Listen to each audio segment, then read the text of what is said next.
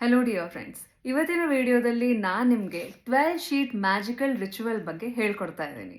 So 12 sheet magical ritual ಎಷ್ಟು powerful ಅಂತ ಅಂದರೆ, ಈ 12 ಶೀಟ್ ಮ್ಯಾಜಿಕಲ್ ರಿಚುವಲ್ ನೀವೇನಾದರೂ ಫಾಲೋ ಮಾಡಿದ್ದೆ ಆದರೆ ಕಂಟಿನ್ಯೂಸ್ಲಿ 1 ವೀಕ್ ಇರಬಹುದು, 2 ವೀಕ್ ತನಕ ನೀವು ಫಾಲೋ ಮಾಡಿದ್ದೆ ಆದರೆ ಇಷ್ಟು ದಿವಸ ನಿಮ್ಮ ಮ್ಯಾನಿಫೆಸ್ಟೇಷನ್ಗೆ ಅಥವಾ ಯಾವುದೇ ವಿಷಯಕ್ಕೆ ನಿಮ್ಮ ಲೈಫ್ನಲ್ಲಿ ಇದ್ದಂತಹ ಅಡೆತಡೆ ಎಲ್ಲ ತನ್ನಿಂದ ತಾನೇ ಮಾಯ ಆಗ್ತಾ ಹೋಗುತ್ತೆ. ಆ್ಯಂಡ್ ಈ ಪ್ರಾಕ್ಟೀಸ್ ಏನಿದೆ ಇದು pure science based NLP, neuro linguistic programming ಬಗ್ಗೆ ನೀವು ಕೇಳಿರ್ತೀರ. So purely science based.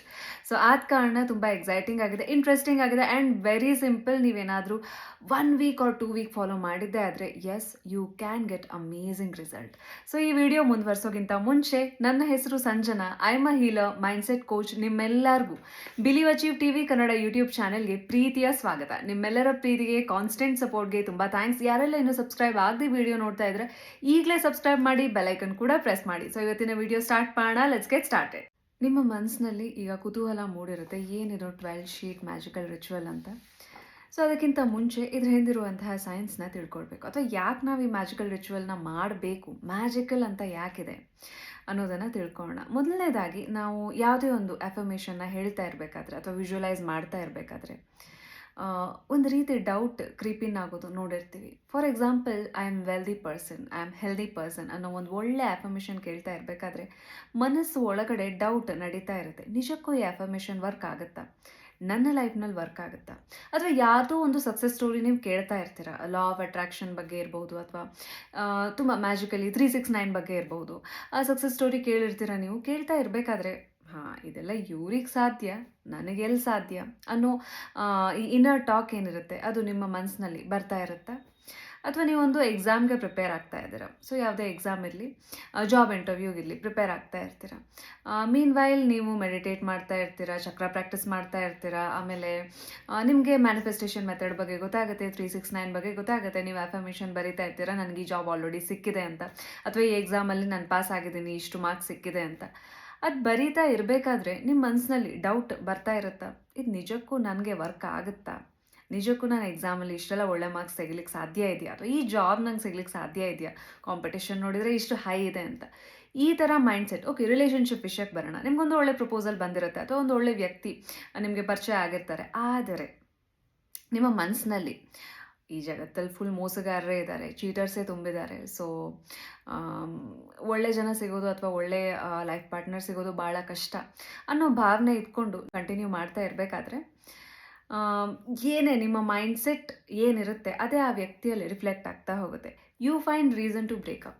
So ಅಥವಾ ನೀವೇ ಒಂದು ಆ ವ್ಯಕ್ತಿಯಲ್ಲಿ ಫಾಲ್ಟ್ ಹುಡ್ಕೊಂಡು ಒಳ್ಳೇದು ನಿಮ್ಮ ಹತ್ರ ಬಂದರೂ ಕೂಡ ಅದನ್ನು ಅಟ್ರ್ಯಾಕ್ಟ್ ಮಾಡಲಿಕ್ಕೆ ಆಗ್ತಾ ಇರಲ್ಲ, ಅದನ್ನು ನೀವು ಏನಂತಾರೆ ಸ್ವೀಕರಿಸ್ಲಿಕ್ಕೆ ಆಗ್ತಾ ಇರಲ್ಲ. ಸೊ ಮನಿ ವಿಷಯಕ್ಕೆ ಬಂದರೆ ಆಯಿತು, ಮನಿ ವಿಷಯಕ್ಕೆ ನೀವು ಒಂದೊಳ್ಳೆ ಬಿಸ್ನೆಸ್ನ ಸ್ಟಾರ್ಟ್ ಮಾಡ್ತಾ ಇದ್ದೀರಾ, ಆಯಿತು, ತುಂಬ ಒಳ್ಳೆ ನಿಮಗೆಲ್ಲರ ಸಪೋರ್ಟ್ ಇದೆ, ಫ್ಯಾಮಿಲಿಲಿ ಫ್ರೆಂಡ್ ಸಪೋರ್ಟ್ ಇದೆ. ಬಟ್ ಬಿಸ್ನೆಸ್ ಬಗ್ಗೆನೇ ನಿಮಗೆ ನೆಗೆಟಿವ್ ಒಪಿನಿಯನ್ ಇದೆ ಅಂತ ಅಂದರೆ, ಬಿಸ್ನೆಸ್ ಅಂದರೆ ತುಂಬ ರಿಸ್ಕ್, ಇದರಲ್ಲಿ ಬೇರೆಯವ್ರು ಸಕ್ಸೀಡ್ ಆಗ್ಬೋದು, ನಾನು ಸಕ್ಸೀಡ್ ಆಗ್ತೀನೋ ಇಲ್ಲೋ ಅನ್ನೋ ಡೌಟ್ ಈ 2 ಮಂತ್ಸ್ ಇದ್ದಾಗ. ಸೊ ಈ ಥರ ನಾವು ಮಾಡ್ತಾ ಇರುವಂತಹ ಕೆಲಸನೇ ಬೇರೆ, ಬಟ್ ನಮ್ಮ ಮನಸ್ಸು ಒಳಗಡೆ ನಡೀತಾ ಇರುವಂತಹ ಆಲೋಚನೆಗಳೇ ಬೇರೆ. ಎರಡೂ ಕೂಡ 2 ದಿಕ್ಕಲ್ಲಿ ಹೋಗ್ತಾ ಇರಬೇಕಾದ್ರೆ, ನಾವು ಆ್ಯಕ್ಷನ್ ಆ್ಯಂಡ್ ನಮ್ಮ ಬಿಲೀಫ್ಸ್ 2 ದಿಕ್ಕಲ್ಲಿ ಹೋಗ್ತಾ ಇದ್ದಾಗ ಸಕ್ಸಸ್ ರೇಟ್ ಹೈ ಇರುತ್ತಾ ಅಥವಾ ಲೋ ಇರುತ್ತಾ? ಆಮೇಲೆ ಏನು ಮಾಡ್ತೀವಿ, ನಮ್ಮ ಹಣೆ ಬರನ ದೇವರನ್ನ ದೂಷಿಸ್ತಾ ಹೋಗ್ತೀವಿ. ಯಾವಾಗಲೂ ಅಷ್ಟೇ, ನಮ್ಮ ಇಂಟೆನ್ಷನ್ ಮತ್ತು ನಮ್ಮ ಬಿಲೀಫ್ಸ್ 2 ಕೂಡ ಅಲೈನ್ಡ್ ಆಗಿದ್ದಾಗ, ಮ್ಯಾಚ್ ಆಗಿದ್ದಾಗ, ಹೊಂದಾಣಿಕೆ ಆಗಿದ್ದಾಗ ನಮ್ಮಲ್ಲಿ ಮ್ಯಾನಿಫೆಸ್ಟೇಷನ್ ಮಾಡುವಂತಹ ಪವರ್ ಜಾಸ್ತಿ ಇರುತ್ತೆ, ಸಕ್ಸಸ್ ರೇಟ್ ಹೈ ಇರುತ್ತೆ.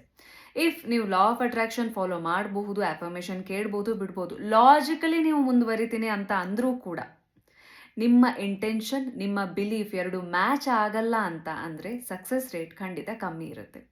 ಸೊ ಯಾಕೆ ಈಗ ಬಿಲೀಫ್ ಸಿಸ್ಟಮ್ ಬಗ್ಗೆ ಮಾತಾಡ್ತಾ ಇರೋದು ಅಂತ ಅಂದರೆ, ನೀವು ಈಗ law of attraction point of ವ್ಯೂಗೆ ಬರೋಣ. ನೀವು ಯಾವುದೇ ರೀತಿಯ ಅಫರ್ಮೇಷನ್ ಇರಲಿ, 369 ಮೆಥಡ್ ಇರಲಿ, ವಾಟರ್ ಅಫರ್ಮೇಷನ್ ಇರಲಿ, 2 ಕಪ್ ಮೆಥಡ್ ಇರಲಿ, ಹಲವಾರು ಮ್ಯಾನಿಫೆಸ್ಟೇಷನ್ ಟೆಕ್ನಿಕ್ ಇರಬಹುದು, ಎಲ್ಲ ಇರುತ್ತೆ. ಅದನ್ನು ನೀವು ಫಾಲೋ ಮಾಡ್ತಾ ಇರಬೇಕಾದ್ರೆ ನಿಮ್ಮ ಸಕ್ಸಸ್ ರೇಟ್ ಹೈ ಆಗಬೇಕು ಅಂತ ಅಂದರೆ ನಿಮ್ಮ ಸಬ್ಕಾನ್ಷಿಯಸ್ ಮೈಂಡಲ್ಲಿರುವಂಥ ರಾಂಗ್ ಬಿಲೀಫ್ನ ತೆಗೆದು ಹಾಕುವಂತಹ ಅಗತ್ಯ ಇರುತ್ತೆ. ಎಲ್ಲಿಯ ತನಕ ನಿಮ್ಮ ಸಬ್ಕಾನ್ಷಿಯಸ್ ಮೈಂಡಲ್ಲಿರುವಂಥ ರಾಂಗ್ ಬಿಲೀಫ್ ನೀವು ತೆಗೆದು ಹಾಕಲ್ವೋ, ಡಿಲೀಟ್ ಮಾಡಲ್ವೋ, ಈ ಮ್ಯಾನಿಫೆಸ್ಟೇಷನ್ ಸಕ್ಸೀಡ್ ಆಗುವಂತಹ ರೇಟ್ ತುಂಬ ಕಮ್ಮಿ ಇರುತ್ತೆ. ಅಥವಾ ಟೈಮ್ ಏನಿರುತ್ತೆ ಆ ಟೈಮ್ ಜಾಸ್ತಿ ತಗೊಳ್ತಾ ಹೋಗುತ್ತೆ. ಈಗ ಪರಿಹಾರ ಏನು, ಸೊಲ್ಯೂಷನ್ ಏನು ಅನ್ನೋದ್ರ ಬಗ್ಗೆ ನಾವು ಗಮನ ಹರಿಸೋಣ. ಸೊ ಈಗ 12 ಶೀಟ್ ಮ್ಯಾಜಿಕಲ್ ರಿಚುವಲ್ಗೆ ಬರೋಣ. ಈ 12 ಶೀಟ್ ಮ್ಯಾಜಿಕಲ್ ರಿಚುವಲ್ ಏನು ಅಂತ ಅಂದರೆ, ನೀವು ಇಲ್ಲಿಯ ತನಕ ನಿಮಗೆ ನೀವು ಹೇಳ್ಕೊಂಡು ಬಂದಿರುವಂಥ ಸುಳ್ಳುಗಳನ್ನು ಬರಿಬೇಕು. ಆ ಸುಳ್ಳುಗಳೇ ನಿಮ್ಮ ಸಬ್ಕಾನ್ಷಿಯಸ್ ಮೈಂಡಲ್ಲಿರುವಂತಹ ರಾಂಗ್ ಬಿಲೀಫ್ ಆಗಿರುತ್ತೆ. ಸೊ ಹೇಗೆ ಆ ಸುಳ್ಳುಗಳನ್ನು ಪತ್ತೆ ಹಚ್ಚೋದು ಅಥವಾ ಬರೆಯೋದು ಅಂತ ಅಂದರೆ, ಮೊದಲನೇದಾಗಿ ಮನಿ ವಿಷಯಕ್ಕೆ ಬರೋಣ. ಮನಿ ವಿಷಯ ಅಂದ ತಕ್ಷಣ ನಾವೆಲ್ಲ ಏನು ಮಾಡ್ತೀವಿ, ಟೆನ್ಷನ್ ಮಾಡ್ಕೊಳ್ಳಿಕ್ಕೆ ಸ್ಟಾರ್ಟ್ ಮಾಡ್ತೀವಿ. ಸೊ ಸರಿ, ಮನಿ ವಿಷಯಕ್ಕೆ ಈಗ ಏನಂತ ಅಂದರೆ, ಒಂದು ಸೆಂಟೆನ್ಸ್ ನೀವು ಬರೀಬೇಕು. ಮನಿ ಬಗ್ಗೆ ನೀವು ಇಲ್ಲಿ ತನಕ ನಿಮಗೆ ನೀವು ಹೇಳಿಕೊಂಡು ಬಂದಿರುವಂಥ ಸುಳ್ಳು ಯಾವುದು? ಫಾರ್ ಎಕ್ಸಾಂಪಲ್, ಮನಿ ಅಟ್ರ್ಯಾಕ್ಟ್ ಮಾಡೋದು ಬಹಳ ಕಷ್ಟ, ಮನಿಯನ್ನು ಮ್ಯಾನೇಜ್ ಮಾಡೋದು ಬಹಳ ಕಷ್ಟ, ಅಥವಾ ಏನು ರಾಂಗ್ ಬಿಲೀಫ್ ಅಥವಾ ಯಾವ ಸುಳ್ಳುಗಳನ್ನು ನೀವು ಹೇಳ್ತಾ ಬಂದಿದ್ರಿ ಅದನ್ನು ನೀವು ಗುರುತಿಸಿ ಬರೀಬೇಕು. ಫಾರ್ ಎಕ್ಸಾಂಪಲ್, ನಿಮಗೀಗ ಗೊತ್ತಾಗ್ತಾ ಇಲ್ಲ, ಸಡನ್ಲಿ ನಿಮ್ಮ ತಲೆಗೆ ಹೊಳಿತಾ ಇಲ್ಲ ಅಂತಂದರೆ ಒಂದು ಪಾಸಿಟಿವ್ ಅಫರ್ಮೇಷನ್ ಹೇಳಿ ನೋಡಿ. Back side of the mind, ನಿಮ್ಮ ಮೈಂಡ್ ಹೇಳ್ತಾ ಹೋಗುತ್ತೆ ಅಥವಾ ನಿಮ್ಮ ಮನಸ್ಸಿನಲ್ಲಿ ಕೆಲವೊಂದು ನೆಗೆಟಿವ್ ಥಾಟ್ಸ್ ಬರುತ್ತೆ, ಅದೇ ನಿಮ್ಮ ಸಬ್ಕಾನ್ಷಿಯಸ್ ಮೈಂಡಲ್ಲಿ ಇರುವಂತಹ ರಾಂಗ್ ಬಿಲೀಫ್. ಫಾರ್ ಎಕ್ಸಾಂಪಲ್, ಒಂದು ಬಿಸ್ನೆಸ್ಗೆ ನೀವು ಕೈ ಹಾಕಿದ್ದೀರಾ, ನಾನು ಈ ಬಿಸ್ನೆಸ್ಸಲ್ಲಿ ಇಷ್ಟು ಅಮೌಂಟ್ನ ಅರ್ನ್ ಮಾಡ್ತಾ ಇದ್ದೀನಿ ಅನ್ನೋ ಒಂದು ನೀವು ಅಫರ್ಮೇಷನ್ ಬರಿತಾ ಇದ್ದಂಗೆ ನಿಮ್ಮ ಮನಸ್ಸೊಳಗಡೆ ಇದು ನಿಜಾನ, ಇಷ್ಟು ಮನಿಯನ್ನು ಅಟ್ರ್ಯಾಕ್ಟ್ ಮಾಡೋದು ಸಾಧ್ಯನಾ ಅನ್ನೋ ಡೌಟ್ ಬರಲಿಕ್ಕೆ ಸ್ಟಾರ್ಟ್ ಆಗುತ್ತೆ. ಆ ಡೌಟ್ ಏನಿರುತ್ತೆ ಅದೇ ನೀವು ಇಲ್ಲಿಯ ತನಕ ನಿಮಗೆ ನೀವು ಹೇಳ್ಕೊಂಡು ಬಂದಿರುವಂಥ ಸುಳ್ಳು ಅಥವಾ ನಿಮ್ಮ ಸಬ್ಕಾನ್ಷಿಯಸ್ ಮೈಂಡಲ್ಲಿ ಇರುವಂಥ ರಾಂಗ್ ಬಿಲೀಫ್. ಸೊ ಅದನ್ನು ಹೇಗೆ ಬರಿಬಹುದು ನೀವು? ಸುಳ್ಳು ಅಥವಾ ಲೈ ಅಂತ ಬರೆದು ಪೆನ್ಸಿಲಲ್ಲಿ, ನೀವಿಲ್ಲಿ ಬರಿಬೇಕಾದ್ರೆ ಪೆನ್ಸಿಲ್ನ ಯೂಸ್ ಮಾಡಿ. ಸೊ ಪೆನ್ಸಿಲಲ್ಲಿ ನೀವೇನು ಬರಿತೀರಾ, ಸುಳ್ಳು ಅಂತ ಬರೆದು ಡಬಲ್ ಕೋಟ್ಸಲ್ಲಿ ಬರೀರಿ, ಮನಿ ಅಟ್ರ್ಯಾಕ್ಟ್ ಮಾಡೋದು ಬಹಳ ಕಷ್ಟ ಅಥವಾ ಬಿಸ್ನೆಸ್ಸಲ್ಲಿ ಸಕ್ಸಸ್ನ ಕಾಣೋದು ಬಹಳ ಕಷ್ಟ. ಏನು ನೆಗೆಟಿವ್ ಥಾಟ್ಸ್ ನಿಮಗೆ ಬರುತ್ತೆ ಅದನ್ನು ಪೆನ್ಸಿಲಲ್ಲಿ ಬರೀರಿ, ಪೆನ್ನಲ್ಲಿ ಬರಿಬೇಡಿ. ಸೊ ಪೆನ್ಸಿಲಲ್ಲಿ ಬರೆದ ತಕ್ಷಣ 4 ಲೈನ್ ಒಂದಷ್ಟು ಗ್ಯಾಪ್ ಬಿಟ್ಟು, ಸೊ ಅಗೇನ್ ನೆಕ್ಸ್ಟ್ ನೀವು ಬರಿಬಹುದು ಮನಿ ಬಗ್ಗೆ ಅಥವಾ ನಿಮ್ಮ ಈಗ ಹೆಲ್ತ್ ಬಗ್ಗೆ ಬರಿಬಹುದು. ಹೆಲ್ತ್ ಅಂದ ತಕ್ಷಣ ವೆಯ್ಟ್ ಲಾಸ್ ಅಥವಾ ವೆಯ್ಟ್ ಗೇನ್ ಬಗ್ಗೆ ಬರುತ್ತೆ. ಸೊ ವೆಯ್ಟ್ ಲಾಸ್ ಆಗೋದು, ನನ್ನ ವೆಯ್ಟ್ ಲಾಸ್ ಆಗೋದು ಬಹಳ ಕಷ್ಟ, ವೆಯ್ಟ್ ಲಾಸ್ ತುಂಬ ಕಷ್ಟ ಅನ್ನೋದು ನಿಮ್ಮ ಭಾವನೆ ಇದ್ದರೆ ಅಥವಾ ನೀವು ನಿಮಗೆ ಹೇಳಿಕೊಂಡು ಬಂದಿರುವಂಥ ಸುಳ್ಳಾಗಿದ್ದರೆ ಸುಳ್ಳು ಅಂತ ಬರೆದು ಅದರ ಮುಂದೆ ಬರೀರಿ, ವೆಯ್ಟ್ ಲಾಸ್ ಆಗೋದು ಬಹಳ ಕಷ್ಟ, ವೆಯ್ಟ್ ಲಾಸ್ ಮಾಡೋದು ತುಂಬ ಕಷ್ಟ. ಸೊ ನಿಮ್ಗೇನು ವೆಯ್ಟ್ ಲಾಸ್ ಅಥವಾ ವೆಯ್ಟ್ ಗೇನ್ ಬಗ್ಗೆ ಏನಿದೆ ಅದನ್ನು ಬರೀರಿ. ಅಥವಾ ಯಾವುದೋ ಒಂದು ಹೆಲ್ತ್ ಸಿಂಪ್ಟಮ್ ಇರುತ್ತೆ ನಿಮಗೆ, ಸೊ ಅದ್ರ ಬಗ್ಗೆ ನೀವು ಬರಿಬೋದು. ನಿಮ್ಗೇನು ಅನಿಸುತ್ತೆ, ಈ ಹೆಲ್ತ್ ಕನ್ಸರ್ನ್ ಏನಿದೆ ಇದು ವಾಸಿ ಆಗೋದು ಭಾಳ ಕಷ್ಟ ಅನ್ನೋದು ನಿಮ್ಮ ಭಾವನೆ ಇದ್ದರೆ, ನಿಮಗೆ ನೀವು ಹೇಳ್ಕೊಂಡು ಬಂದಿರುವಂತಹ ಸುಳ್ಳಾಗಿದ್ದರೆ ಬರೀರಿ ನೀವು ಇಲ್ಲಿ.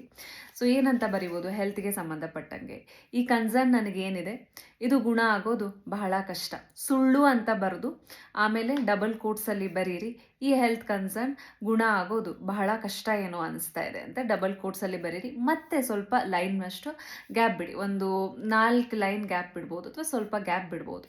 ಮತ್ತೆ ನೀವು ನೆಕ್ಸ್ಟ್ ಶೀಟಲ್ಲಿ ನಿಮ್ಮ ಬಗ್ಗೆ ನೀವು ಹೇಳ್ಕೊಂಡು ಬಂದಿರುವಂತಹ ಸುಳ್ಳಾಗಿರ್ಬೋದು ಏನಿದೆ ನಿಮ್ಮ ಬಗ್ಗೆ, ಈಗ ಐ ಆಮ್ ಸ್ಟುಪಿಡ್ ಅನ್ನೋದು ಭಾವನೆ ನಿಮ್ಮಲ್ಲಿದ್ದರೆ, ಅಥವಾ ನೀವು ಮೋಸ್ಟ್ ಆಫ್ ಆಲ್ ಯಾವ ವಿಷಯಕ್ಕೆ ನಿಮಗೆ ಕ್ರಿಟಿಸೈಸ್ ಮಾಡ್ತಾರೆ ಸೊ ಅದನ್ನು ನೀವು ಬರಿಬೋದು. ನೀನು ಸ್ಟುಪಿಡ್ ಅಥವಾ ನೀನು ಬುದ್ಧಿವಂತ ಅಲ್ಲ ಅಥವಾ ಎನಿಥಿಂಗ್, ಯು ಆರ್ ಲೇಝಿ, ನೀವು ತುಂಬ ಪ್ರೋಕ್ರಾಸ್ಟಿನೇಟ್ ಮಾಡ್ತೀಯಾ ಅಥವಾ ನಿಮಗೆ ನೀವು ಪ್ರೋಕ್ರಾಸ್ಟಿನೇಟ್ ಮಾಡ್ತೀರಾ ಅಥವಾ ನೀವು ಲೇಝಿ ಅನ್ನೋ ಭಾವನೆ ಅಂತ ಇದ್ದರೆ ಸುಳ್ಳು ಅಂತ ಬರೀರಿ ಪೆನ್ಸಿಲಲ್ಲಿ.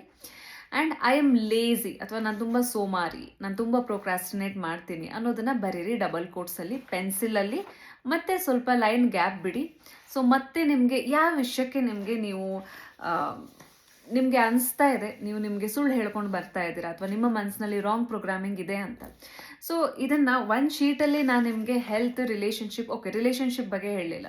ಸೊ ರಿಲೇಷನ್ಶಿಪ್ ಅಂತ ಬಂದಾಗ ಒಳ್ಳೆಯ ವ್ಯಕ್ತಿ ಅಥವಾ ಒಳ್ಳೆಯ ಲೈಫ್ ಪಾರ್ಟ್ನರ್ ಸಿಗೋದು, ನೀವು ನಿಮಗೆ ರಿಲೇಷನ್ಶಿಪ್ ವಿಷಯಕ್ಕೆ ಬಂದಾಗ ಇಫ್ ನಿಮ್ಮ ನಂಬಿಕೆ ಅಥವಾ ನೀವು ನಿಮಗೆ ಹೇಳ್ಕೊಂಡು ಬಂದಿರುವಂಥ ಸುಳ್ಳು ಇದಾಗಿದ್ರೆ ಸುಳ್ಳು ಅಂತ ಬರೀರಿ.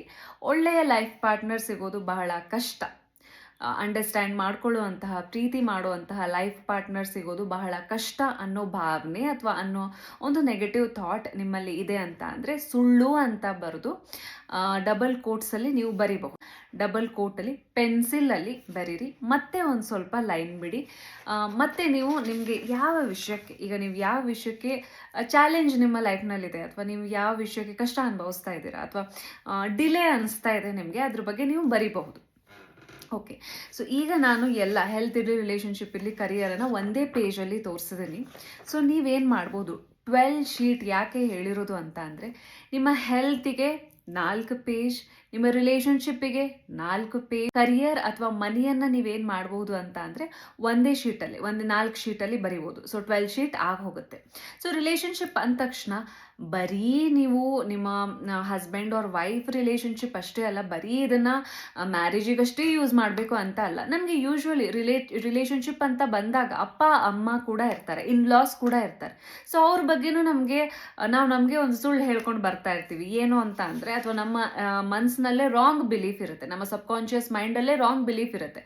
ಫ್ಯಾಮಿಲಿ ನನ್ನನ್ನು ಅರ್ಥ ಮಾಡ್ಕೊಳ್ಳಲ್ಲ. ಸೊ ನಿಮಗೆ ಈ ಥರ ಏನಾದರೂ ನೆಗೆಟಿವ್ ಭಾವನೆ ಇತ್ತು ನಿಮ್ಮ ಫ್ಯಾಮಿಲಿ ಮೆಂಬರ್ಸ್ ಬಗ್ಗೆ ಅಂತ ಅಂದರೆ ಸುಳ್ಳು ಅಂತ ಬರೀರಿ. ನನ್ನ ಫ್ಯಾಮಿಲಿ ಮೆಂಬರ್ಸ್ ನನಗೆ ಅರ್ಥ ಮಾಡ್ಕೊಳ್ಳಲ್ಲ, ಅಥವಾ ನನ್ನ ಫ್ರೆಂಡ್ಸ್ ನನಗೆ ಅರ್ಥ ಮಾಡ್ಕೊಳ್ಳಲ್ಲ, ಅಥವಾ ನನ್ನ ಫ್ಯಾಮಿಲಿ ಮೆಂಬರ್ಸ್ ನನಗೆ ರೆಸ್ಪೆಕ್ಟ್ ಕೊಡಲ್ಲ, ಅಥವಾ ನನ್ನ ಫ್ಯಾಮಿಲಿ ಮೆಂಬರ್ಸ್ ನನ್ನ ಕನಸಿಗೆ ಸಪೋರ್ಟ್ ಮಾಡಲ್ಲ. ಸೊ ಇವೆಲ್ಲ ಸುಳ್ಳು ಅಂತ ಬರೆದು ಅದನ್ನು ನೀವು ಸ್ವಲ್ಪ ದೊಡ್ಡದಾಗಿ ಡಬಲ್ ಕೋಟ್ಸಲ್ಲಿ ಬರೀರಿ ಪೆನ್ಸಿಲಲ್ಲಿ. ಆ್ಯಂಡ್ ಆಲ್ಸೋ ಅದಾದಮೇಲೆ ಸ್ವಲ್ಪ ಗ್ಯಾಪ್ ಬಿಟ್ಟು ನೀವು ನೆಕ್ಸ್ಟ್ ನಿಮ್ಮ ರಾಂಗ್ ಬಿಲೀಫ್ ಏನಿದೆ ಅನ್ನೋದನ್ನು ನೀವು ಬರೀಬಹುದು. ಸೊ ಇದಕ್ಕೆ ನೀವು 1-2 ದಿವಸ ಟೈಮ್ ತೊಗೊಳ್ಳಿ. So all of a sudden ನಿಮಗೆ ಹೊಳಿದೇ ಇರಬಹುದು, ಆದರೆ 1-2 ದಿವಸ ಟೈಮ್ ತೊಗೊಳ್ಳಿ. 12 ಶೀಟ್ ಏನಿದೆ ಅದನ್ನು ನೀವು ಫಿಲ್ ಮಾಡ್ತಾ ಹೋಗಿ.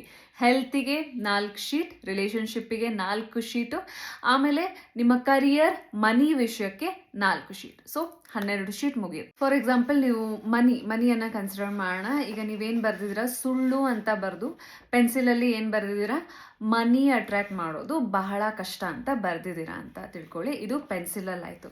ಈಗ ರೆಡ್ ಇಂಕ್ ಪೆನ್ ತೊಗೊಂಡು ರೆಡ್ ಇಂಕ್ ಪೆನ್ನಲ್ಲಿ ಬರಿಬೇಕು. ಅದರ ಕೆಳಗಡೆ ನೀವು ಹೇಗೂ ಜಾಗ ಬಿಟ್ಟಿದ್ದೀರಾ.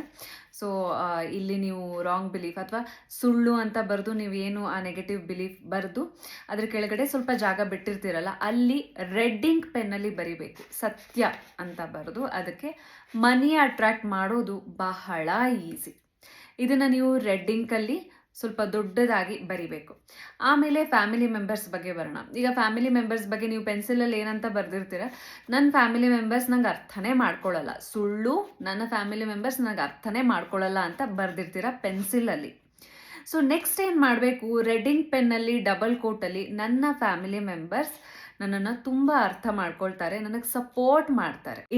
ನನ್ನ ಇನ್ಲಾಸ್ ನನಗೆ ತುಂಬ ಸಪೋರ್ಟ್ ಮಾಡ್ತಾರೆ, ತುಂಬ ಪ್ರೀತಿ ಮಾಡ್ತಾರೆ. ಮದುವೆ ವಿಷಯಕ್ಕೆ ಬಂದರೆ ನೀವು ಲೈಫ್ ಪಾರ್ಟ್ನರ್ನ ಅಟ್ರಾಕ್ಟ್ ಮಾಡ್ತಿದ್ದೀರಾ ಅಂತ ಅಂದರೆ ನಿಮ್ಮ ರಾಂಗ್ ಬಿಲೀಫ್ ಏನಿತ್ತು, ಒಳ್ಳೆಯ ಲೈಫ್ ಪಾರ್ಟ್ನರ್ ಸಿಗೋದು ಕಷ್ಟ ಅನ್ನೋದು ನಿಮ್ಮ ಭಾವನೆ ಇದ್ದರೆ ಅದರ ಕೆಳಗಡೆ ಸತ್ಯ ಅಂತ ರೆಡ್ ಇಂಕ್ ಪೆನ್ನಲ್ಲಿ ಬರೆದು ಡಬಲ್ ಕೋಟ್ಸಲ್ಲಿ ಬರೀರಿ. It's very easy to attract right life partner, ಅಥವಾ ಒಳ್ಳೆಯ ಲೈಫ್ ಪಾರ್ಟ್ನರ್ನ ಅಟ್ರ್ಯಾಕ್ಟ್ ಮಾಡೋದು ಬಹಳ ಈಸಿ ಅನ್ನೋದನ್ನು ರೆಡ್ ಇಂಕ್ ಪೆನ್ನಲ್ಲಿ ಡಬಲ್ ಕೋಟ್ಸಲ್ಲಿ ಬರೀರಿ. ಸೊ ಎಲ್ಲ ರಾಂಗ್ ಬಿಲೀಫ್ನ ಎದುರುಗಡೆ ಸತ್ಯ ಅಂತ ಬರೆದು ಆ ನೆಗೆಟಿವ್ನ ಪಾಸಿಟಿವ್ ಸ್ಟೇಟ್ಮೆಂಟ್ ಬರಿತಾ ಹೋಗಿ. ಇದನ್ನು ಬರಿತಾ ಇರಬೇಕಾದ್ರೆ ನಿಮಗೆ ಸ್ವಲ್ಪ ಅನ್ರಿಯಲಿಸ್ಟಿಕ್ ಅನಿಸ್ಬಹುದು, ಅಥವಾ ನಾನೇನು ಸುಳ್ಳು ಬರಿತಿದ್ದೀನಲ್ಲ ಸತ್ಯ ಅಂತ ಹೇಳಿ ಅನಿಸ್ಬೋದು. Don't care. ಸೊ ನೀವೇನು ಅದನ್ನು ಕೇರ್ ಮಾಡಲಿಕ್ಕೆ ಹೋಗಬೇಡಿ, ಜಸ್ಟ್ ಬರೀರಿ ಅಷ್ಟೆ. ಸೊ ಇದಿಷ್ಟು ಬರೆದ ಆದಮೇಲೆ 4ರಿಂದ 5 ದಿವಸ ಸುಳ್ಳೇನಿದೆ ಅದನ್ನು ಓದಿ, ಅದರ ಎದುರುಗಡೆ ಇರುವಂಥ ಸತ್ಯವನ್ನು ಓದಿ. ಸುಳ್ಳೇನಿದೆ, ಸತ್ಯ ಏನಿದೆ, ಎರಡನ್ನ ಒಟ್ಟಿಗೆ ಓದುವಂಥದ್ದು. ಇದು ನೀವು ಮಾರ್ನಿಂಗೂ ಹೇಳ್ಬೋದು ಅಥವಾ ರಾತ್ರಿ ಮಲಗೋಗಿಂತ ಮುಂಚೆನೂ ಹೇಳ್ಬೋದು. ಒಟ್ಟಿಗೆ ಓದಬೇಕು ಅದನ್ನು. ಸೊ ಮನಿ ಅಟ್ರ್ಯಾಕ್ಟ್ ಮಾಡೋದು ಬಹಳ ಕಷ್ಟ ಅನ್ನೋದು ಪೆನ್ಸಿಲಲ್ಲಿರುತ್ತೆ, ಅದನ್ನು ಓದ್ತೀರಾ. ಆಮೇಲೆ ಏನು ಓದ್ತೀರಾ, ಮನಿ ಅಟ್ರ್ಯಾಕ್ಟ್ ಮಾಡೋದು ಬಹಳ ಈಸಿ ಅನ್ನೋದನ್ನು ಓದ್ತೀರ. ಸೊ ಈ ಸುಳ್ಳು ಸತ್ಯ ಎರಡನ್ನೂ ಓದ್ತಾ ಒಂದು 4 ದಿವಸ ಬೆಳಗ್ಗೆ ಅಥವಾ ಮಧ್ಯಾಹ್ನ, ಯೂಶ್ವಲಿ ಇದನ್ನು ದಿನದಲ್ಲಿ 3 ಟೈಮ್ಸ್ ಓದಿದರೆ ಒಳ್ಳೆಯದು ಅಂತ ಹೇಳ್ತಾರೆ. Find your time. ಸೊ ನಿಮ್ಮ ಸಬ್ಕಾನ್ಷಿಯಸ್ ರೀಪ್ರೋಗ್ರಾಮ್ ಮಾಡಲಿಕ್ಕೆ ಇದರ ಏನು ಲಾಭ ಅನ್ನೋದನ್ನು ನಾನು ನಿಮಗೆ ನೆಕ್ಸ್ಟ್ ಈಗ ಹೇಳ್ತೀನಿ. ಅದಕ್ಕೂ ಮುಂಚೆ ಸೊ ಈ ಪ್ರಾಸೆಸ್ ಬಗ್ಗೆ ಫೋಕಸ್ ಮಾಡೋಣ. ಸೊ ಏನಿಲ್ಲ, ಇದನ್ನು ಸುಳ್ಳು ಸತ್ಯ ಒಂದು 4 ದಿವಸ ಓದಿ 5ನೇ ದಿವಸಕ್ಕೆ ಏನು ಮಾಡಿ, ರಬ್ಬರ್ ತೊಗೊಂಡು ಆ ಪೆನ್ಸಿಲಲ್ಲಿ ಬರೆದಿರುವಂಥದ್ದು ಎಲ್ಲ ಇರೇಸ್ ಮಾಡಿ 1-2 ದಿವಸ ಅಗೇನ್ ಆ ಪಾಸಿಟಿವ್ ಸೆಂಟೆನ್ಸ್ನ ನೀವು ಕಂಟಿನ್ಯೂ ಮಾಡ್ತಾ ಇರಿ. ಇದರಿಂದ ಏನಾಗುತ್ತೆ ಅಂತ ಅಂದರೆ NLP, ನ್ಯೂರೋ ಲಿಂಗ್ವಿಸ್ಟಿಕ್ ಪ್ರೋಗ್ರಾಮಿಂಗ್, ನಿಮ್ಮ ಬ್ರೇನ್ ಹೆಂಗೆ ರೀವಯರ್ ಆಗುತ್ತೆ ಅಂತ ಅಂದರೆ, ದ ಮೊಮೆಂಟ್ ನಿಮ್ಮ ಮೈಂಡಲ್ಲಿ ಈಗ ಮನಿ ಬಗ್ಗೆ, ಮನಿ ಅಟ್ರಾಕ್ಟ್ ಮಾಡೋದು ಭಾಳ ಕಷ್ಟ ಅನ್ನೋ ಭಾವನೆ ಬರ್ತಾ ಇದ್ದಂಗೆ ತನ್ನಿಂದ ತಾನೇ ನಿಮ್ಮ ಸಬ್ಕಾನ್ಷಿಯಸ್ ಮೈಂಡ್ ಆನ್ಸರ್ ಮಾಡುತ್ತೆ, ಇಲ್ಲ ಮನಿ ಅಟ್ರಾಕ್ಟ್ ಮಾಡೋದು ಭಾಳ ಈಸಿ. ಈಗ ನಿಮ್ಮ ಫ್ರೆಂಡ್ಸ್ ಜೊತೆ ಅಥವಾ ನಿಮ್ಮ ಫ್ಯಾಮಿಲಿ ಮೆಂಬರ್ಸ್ ಜೊತೆ ಯಾವುದೋ ಒಂದು ವಿಷಯಕ್ಕೆ ಜಗಳ ಆಯಿತು, ಅಥವಾ ಏನೋ ನೀವು ಆರ್ಗ್ಯುಮೆಂಟ್ ಮಾಡಿದ್ರಿ, ಅಥವಾ ಯಾವುದೋ ಒಂದು ವಿಷಯಕ್ಕೆ ನೀವು ರಿಯಾಕ್ಟ್ ಮಾಡಿದ್ರಿ ಅಂತ ಅಂದರೆ ಸಡನ್ನಾಗಿ ನಿಮ್ಮ ಮನಸ್ಸಿನಲ್ಲಿ ಭಾವನೆ ಬರ್ತಾ ಹೋಗುತ್ತೆ. ಏನಂತ ಅಂದರೆ, ನನ್ನ ಫ್ಯಾಮಿಲಿ ಮೆಂಬರ್ಸ್ ನನ್ನನ್ನು ಪ್ರೀತಿ ಮಾಡಲ್ಲ, ಸಪೋರ್ಟ್ ಮಾಡಲ್ಲ ಅಂತ. ತಕ್ಷಣಕ್ಕೆ ನಿಮ್ಮ ಸಬ್ಕಾನ್ಷಿಯಸ್ ಮೈಂಡ್ ಆನ್ಸರ್ ಮಾಡುತ್ತೆ, ಮೈ ಫ್ಯಾಮಿಲಿ ಸಪೋರ್ಟ್ಸ್ ಮೀ, ನನ್ನ ಫ್ಯಾಮಿಲಿ ನಂಗೆ ಸಪೋರ್ಟ್ ಮಾಡುತ್ತೆ, ನನ್ನ ಫ್ಯಾಮಿಲಿ ನನ್ನನ್ನು ತುಂಬ ಪ್ರೀತಿಸುತ್ತೆ ಅಂತ. ಎವ್ರಿ ನೆಗೆಟಿವ್ ಸೆಂಟೆನ್ಸ್ಗೆ ನಿಮ್ಮ ಸಬ್ಕಾನ್ಷಿಯಸ್ ಮೈಂಡ್, ನಿಮ್ಮ ಬ್ರೇನ್ ಏನಿರುತ್ತೆ, ಪಾಸಿಟಿವ್ ಸೆಂಟೆನ್ಸ್ನ ಫಾರ್ಮ್ ಮಾಡ್ತಾ ಹೋಗುತ್ತೆ. ಸೊ ಈ ಎಕ್ಸಸೈಸ್ನ ನೀವು ಮಾಡ್ತಾ ಮಾಡ್ತಾ ಯಾವಾಗ ನೀವು ಈ ಪೆನ್ಸಿಲಿಂದ ಬರೆದಿರುವಂತಹ ಸೆಂಟೆನ್ಸ್ನ ಇರೇಸ್ ಮಾಡ್ತಾ ಹೋಗ್ತಿರಲ್ಲ, ಆ ಟೈಮ್ಗೆ ನಿಮ್ಮ ಲೈಫ್ನಲ್ಲಿ ಏನೋ ಒಂದು ಅದ್ಭುತವಾದ ಚೇಂಜಸ್ ಆಗೇ ಆಗುತ್ತೆ. ಡೋರ್ಸ್ ಓಪನ್ ಆಗುತ್ತೆ, ಮ್ಯಾಜಿಕಲ್ ಡೋರ್ಸ್ ಅಂತ ಅಂದರೆ ಆಪರ್ಚುನಿಟಿ ರೂಪದಲ್ಲಿರಬಹುದು, ಐಡಿಯಾ ರೂಪದಲ್ಲಿರಬಹುದು, ಅಥವಾ ನಿಮ್ಮ ಫ್ಯಾಮಿಲಿ ಮೆಂಬರ್ಸ್ನ ಸಪೋರ್ಟ್ ರೂಪದಲ್ಲಿರಬಹುದು, ಅಥವಾ ಏನೋ ಒಂದು ಪಾಸಿಟಿವ್ ಚೇಂಜಸ್ ನಿಮ್ಮ ಲೈಫ್ನಲ್ಲಿ ಆಗ್ತಾ ಹೋಗುತ್ತೆ. ಸೊ ಹೇಗೆ ನಿಮ್ಮ ಬ್ರೇನ್ ಟ್ರೈನ್ ಆಗಿರುತ್ತೆ ಒಳ್ಳೆಯ ವಿಷಯದ ಕಡೆ ಫೋಕಸ್ ಮಾಡೋದು. ಸೊ ನಮ್ಮ ಬ್ರೇನ್ ಏನಿದೆ ಅದ್ಭುತವಾದ ಒಂದು ಕೊಡುಗೆ, ಆ್ಯಕ್ಚುಲಿ ಗಾಡ್ ಗಿಫ್ಟ್ ಅಂತ ಹೇಳ್ಬೋದು. ನಮ್ಮ ಬ್ರೇನ್ನ ನಾವು ಸರಿಯಾಗಿ ಟ್ರೈನ್ ಮಾಡ್ತಾ ಹೋದ ಹಾಗೆ, ಈಗ ನೀವೇನು ಮಾಡಿದ್ದೀರಾ, ನಿಮ್ಮ ಒಳಗಡೆ ಇರುವಂತಹ ನೆಗೆಟಿವ್ ಬಿಲೀಫ್ನ, ಮೈನಸ್ನ ಪ್ಲಸ್ ಆಗಿ ಕನ್ವರ್ಟ್ ಮಾಡ್ತಾ ಇದ್ದೀರಾ. ಸೊ ನಿಮ್ಮ ಬ್ರೇನ್ ಕೂಡ ಅಷ್ಟೇ, ಯಾವುದೇ ಪರಿಸ್ಥಿತಿಯಲ್ಲಿ ನೀವು ಇದ್ರೂ ಕೂಡ ಅದರಲ್ಲಿ ಏನೋ ಒಂದು ಪಾಸಿಟಿವಿಟಿಯನ್ನು ಹುಡುಕಿ ನಿಮ್ಮನ್ನು ಪಾಸಿಟಿವ್ ದಾರಿಯಲ್ಲಿ ನಡೆಸ್ಕೊಂಡು ಕರ್ಕೊಂಡು ಹೋಗುತ್ತೆ. ದಾರಿನೇ ಇಲ್ಲ ಅನ್ನೋ ಸಂದರ್ಭದಲ್ಲಿ ದಾರಿ ನಿಮ್ಮ ಬ್ರೇನ್ ಇರಲಿ, ನಿಮ್ಮ ಮೈಂಡ್ಸೆಟ್ ಇರಲಿ, ನಿಮ್ಮ ಸಬ್ಕಾನ್ಷಿಯಸ್ ಮೈಂಡ್ ಇರಲಿ, ದಾರಿ ತನ್ನಿಂತಾನೆ ಕ್ರಿಯೇಟ್ ಮಾಡಿ ಕೊಡುತ್ತೆ. So it is completely science based. ಜೊತೆಗೆ ನಿಮ್ಮ ಏನಿದೆ ಸಬ್ಕಾನ್ಷಿಯಸ್ ಮೈಂಡ್ನ ರೀವೈರ್ ಮಾಡುವಂಥ, ರೀಪ್ರೋಗ್ರಾಮ್ ಮಾಡುವಂಥ ಈಸಿಯೆಸ್ಟ್ ವೇ. ಸೊ ಇದನ್ನು ಖಂಡಿತ ಫಾಲೋ ಮಾಡಿ. ಇನ್ನೊಂದು ಸಲ ರೀಕ್ಯಾಪ್ ಮಾಡೋಣ, ಈ 12 ಶೀಟ್ ಮೆಥಡ್ ಏನು ಅಂತ. ಸೊ ಒಂದು ಶೀಟ್ ತೊಗೊಳ್ತೀರಾ, ಅದರಲ್ಲಿ ನೀವು ನಿಮ್ಮ ನೆಗೆಟಿವ್ ಬಿಲೀಫ್, ಸುಳ್ಳು ಅಂತ ಬರೆದು ನಿಮಗೆ ನೀವು ಇಷ್ಟು ದಿವಸ ಹೇಳ್ಕೊಂಡು ಬಂದಿರುವಂಥ ಸುಳ್ಳನ್ನ ಬರೀತೀರಾ. ಸೊ ಅದಾದಮೇಲೆ ಸ್ವಲ್ಪ ಗ್ಯಾಪ್ ಬಿಟ್ಟಿರ್ತೀರ, ಪೆನ್ಸಿಲಲ್ಲಿ ಬರೀತೀರಾ. ಸೊ ನೆಕ್ಸ್ಟ್ ಏನು ಮಾಡ್ತೀರಾ, ಒಂದು 2 ದಿನ ಇದಕ್ಕೆ ಟೈಮ್ ತೊಗೊಳ್ಳಿ, ಬಟ್ ಜಾಸ್ತಿ ತೊಗೊಬಿಡಿ, ಅಥವಾ ಒಂದು ದಿನದಲ್ಲೇ ಇದನ್ನು ನೀವು ಕಂಪ್ಲೀಟ್ ಮಾಡಲಿಕ್ಕಾದರೆ ಮಾಡಿ. ಸೊ ನೆಕ್ಸ್ಟ್ ಏನು ಮಾಡ್ತೀರಾ, ರೆಡ್ ಇಂಕ್ ಪೆನ್ ತೊಗೊಂಡು ನೀವೇನು ನೆಗೆಟಿವ್ ಸ್ಟೇಟ್ಮೆಂಟ್ ಬರೆದಿರ್ತೀರ ಅದರ ಪಾಸಿಟಿವ್ ಸ್ಟೇಟ್ಮೆಂಟ್ನ ಬರೀತೀರ. ಸೊ ಪಾಸಿಟಿವ್ ಸ್ಟೇಟ್ಮೆಂಟ್ನ ಬರೆದು ಒಂದು 4 ದಿನಗಳ ಕಾಲ ಸುಳ್ಳು ಸತ್ಯ, ಸುಳ್ಳು ಅದ್ರ ಮುಂದೆ ಇರುವಂಥ ಸ್ಟೇಟ್ಮೆಂಟ್ ಓದ್ತೀರಾ, ಸತ್ಯ ಅದ್ರ ಮುಂದೆ ಇರುವಂಥ ಸ್ಟೇಟ್ಮೆಂಟ್ನ ಓದ್ತೀರಾ, ಸುಳ್ಳು ಸತ್ಯ, ಸುಳ್ಳು ಸತ್ಯ. ಸೊ ಈ ಥರ ಓದ್ತಾ ಇರ್ತೀರಾ, ಆ್ಯಂಡ್ ಆ ಸತ್ಯವನ್ನು ನೀವು ರೆಡ್ಡಿಂಗ್ ಪೆನ್ನನ್ನು ಬರೀತೀರಾ. ಸೊ ಅದಾದಮೇಲೆ ದಿನದಲ್ಲಿ ಒಂದು 3 ಸಲ ಆದರೂ ಇದನ್ನು ಓದಲಿಕ್ಕೆ ಪ್ರಯತ್ನ ಮಾಡ್ತೀರಾ. If you are really concerned about yourself, ನೀವು ಖಂಡಿತ ನಿಮಗೆ ಟೈಮು ಸಿಗುತ್ತೆ, ದಿನದಲ್ಲಿ 3 ಅಲ್ಲ 4 ಸಲ ಕೂಡ ಓದ್ತೀರಾ ನೀವು. ಸೊ ಅದಾದಮೇಲೆ ನೀವೇನು ಮಾಡ್ತೀರಾ, 4ನೇ ದಿನದ ನಂತರ ಆ ನೆಗೆಟಿವ್ ಸ್ಟೇಟ್ಮೆಂಟ್ ಏನು ಬರೆದಿರ್ತೀರಾ ಪೆನ್ಸಿಲಲ್ಲಿ, ಅದನ್ನು ಇರೇಸರಿಂದ ರಬ್ ಮಾಡಿ ಆ ಪಾಸಿಟಿವ್ ಸ್ಟೇಟ್ಮೆಂಟ್ನ ಇನ್ನೂ ಒಂದು 4 ದಿವಸ ಓದ್ತಾ ಇರ್ತೀರ. ಸೊ ಈ ಟೈಮ್ ಪೀರಿಯಡಲ್ಲಿ ನಿಮಗೆ ನಿಮ್ಮಲ್ಲಿ ಆಗ್ತಾ ಇರುವಂತಹ ಚೇಂಜಸ್ ಖಂಡಿತ ಅರ್ಥ ಆಗುತ್ತೆ. ಆ್ಯಂಡ್ ನಿಮ್ಮಲ್ಲಿ ಏನು ಚೇಂಜಸ್ ಆಗ್ತಾ ಇದೆ ಅನ್ನೋದನ್ನು ನೀವು ಕಮೆಂಟ್ ಸೆಕ್ಷನಲ್ಲಿ, ಈ ವಿಡಿಯೋಗೆ ಮತ್ತು ಈ ಕಮೆಂಟ್ ಸೆಕ್ಷನ್ನಲ್ಲಿ ಬಂದು ತಿಳಿಸೋದನ್ನು ಮರಿಬೇಡಿ. ಬಿಕಾಸ್ ನಿಮ್ಮಲ್ಲಿ ಆಗ್ತಾ ಇರುವಂತಹ ಚೇಂಜಸ್ ಎಷ್ಟೋ ಜನರಿಗೆ ಇನ್ಸ್ಪೈರ್ ಆಗ, ಅಥವಾ ಈ ಪ್ರಾಕ್ಟೀಸಸ್ನ ಮಾಡುವಲ್ಲಿ. Let's create positive environment. So ನಮ್ಮ ಸುತ್ತಮುತ್ತ ಪಾಸಿಟಿವಿಟಿಯನ್ನು ಸ್ಪ್ರೆಡ್ ಮಾಡೋಣ, ಪಾಸಿಟಿವ್ ಎನ್ವೈರನ್ಮೆಂಟ್ನ ಕ್ರಿಯೇಟ್ ಮಾಡೋಣ. ಆ್ಯಂಡ್ ಮರಿಬೇಡಿ ಈ 12 ಶೀಟ್ ಎಕ್ಸಸೈಸಸ್ನ ಮಾಡೋದನ್ನು. ನಿಮ್ಮ ಸಬ್ಕಾನ್ಷಿಯಸ್ ಮೈಂಡ್ ಬಿಲೀಫ್ನ ಚೇಂಜ್ ಮಾಡುವಲ್ಲಿ ಬಹಳ ಅದ್ಭುತವಾದ ಪಾತ್ರವನ್ನು ವಹಿಸುತ್ತೆ. ಸೊ ನಿಮ್ಮ ಇಂಟೆನ್ಷನ್, ನಿಮ್ಮ ಬಿಲೀಫ್ ಎರಡು ಮ್ಯಾಚ್ ಆದಾಗ ಅದ್ಭುತವನ್ನು ನೀವೇ ಕ್ರಿಯೇಟ್ ಮಾಡಿ with so much is. So ನಿಮ್ಮೆಲ್ಲರಿಗೂ ಒಳ್ಳೆಯದಾಗಲಿ. ಈ ವಿಡಿಯೋ ಹೇಗೆ ಅನಿಸ್ತು ಅಂತ ಖಂಡಿತ ತಿಳಿಸಿ. ಆ್ಯಂಡ್ ಯಾರೆಲ್ಲ ಈ 12 ಶೀಟ್ ಮ್ಯಾಜಿಕಲ್ ರಿಚುವಲ್ನ ಫಾಲೋ ಮಾಡಲಿಕ್ಕೆ ರೆಡಿ ಇದ್ದೀರಾ, ಖಂಡಿತ ಕಮೆಂಟ್ ಸೆಕ್ಷನಲ್ಲಿ ತಿಳಿಸಿ. Thank you so much.